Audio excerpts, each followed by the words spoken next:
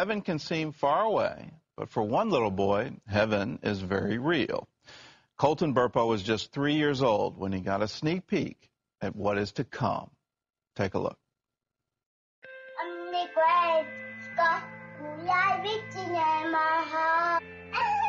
How old are you today? 3. And what is your name? And where do you live? In Nebraska. Who's your mommy? Sonia. Who's your daddy? Daddy. Coco. Who's your sister? Cassie. That was 8 years ago. Looking at Colton now, you would have never guessed that he almost died in 2003. His father, Todd, tells about Colton's near-death experience in the book, Heaven is for Real. And he started throwing up into the toilet, you know, and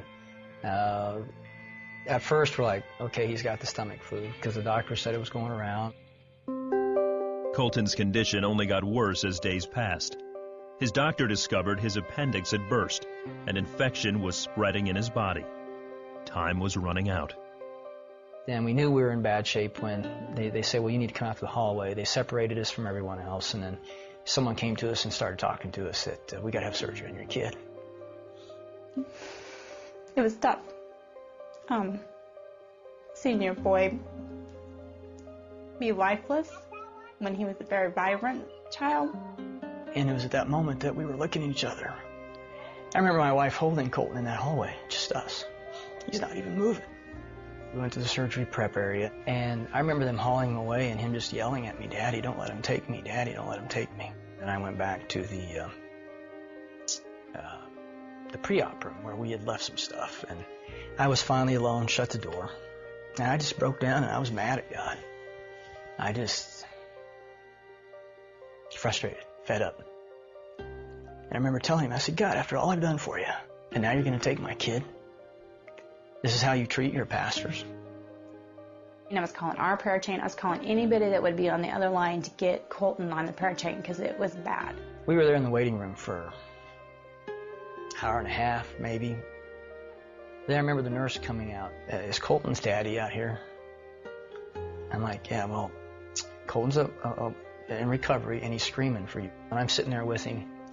And I remember my son in that room then looking up at me and goes, Dad, do you know I almost died? And my first thought was, maybe overheard the nurse say that, or maybe they thought he was under anesthesia, you know, and he wasn't. But it wasn't till 4 months after we got out of the hospital that we finally listened to our son. And that's where I got to see heaven.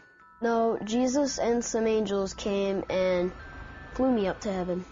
And I said, so Colton, what did Jesus look like? I knew that the first person I saw was Jesus. He was wearing white robes with a purple sash, and he just came down nicely and gracefully. Well, Dad, Jesus has markers. Dad, Jesus has markers. I didn't know what he meant, so I finally asked the right question. Colton, where are Jesus' markers?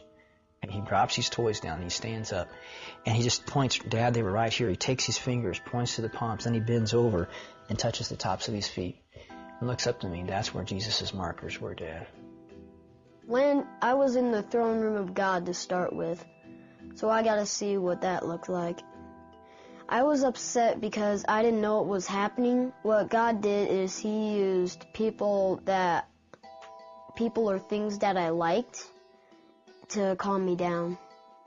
From there on, I felt better.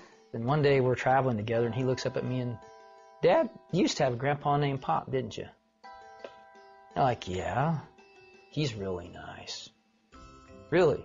Yeah, you used to play with him as a kid and work with him on the farm and shoot stuff with him. And I'm like, yeah, how do you know that? Well, he told me. A figure came up, and he was Pop. He asked me, are you Todd's son? I said, yes. He said that he was his grandpa, so that's where I met him. Yeah, Pop, I was very close to him. And he was my most significant male role model when I was a kid growing up. But he was killed in a car wreck before I turned 7. I was busy paying bills again, because that's my job.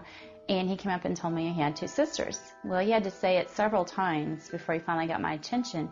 And finally, I put myself down and looked at him and says, "What do you mean you have 2 sisters?" "No, I have 2 sisters. You had a baby die in your tummy." And I just looked at him like, "Well, how do you know you have 2 sisters?" "Well, she told me." And then he proceeded to describe her. She looked like Cassie, but she had brown hair. And first time when she saw me, she just came up and hugged me. We knew if this was true because he said, "She kept hugging me. She wouldn't stop hugging me, Mom," and I didn't like that. Well, I'm not really the hugging type. I had miscarried the weekend of Father's Day weekend, which made it even rougher. And we thought we'd dealt with it. We gotten over, we accepted that the baby had died. But when he said he had 2 sisters, I think I was in shock first and then trying to realize, what is he telling me? And so I knew that he had seen her, and after he described her, and he says, she's just waiting for you guys to come to heaven. You know, as we talked about heaven and he was telling me all these wonderful details, I just felt like I had to ask him, did he want to come back? I knew that I was leaving heaven because Jesus came to me and said, "Colton, you need to go back." Even though I didn't want to go back, he said that he was answering my dad's prayer. I remember that prayer. That irreverent, that disrespectful, screaming at God prayer. I was like, he's answering that prayer? Today, Colton is a healthy 11-year-old and shares his heavenly journey with boldness. I learned that heaven is for real, and you're gonna like it.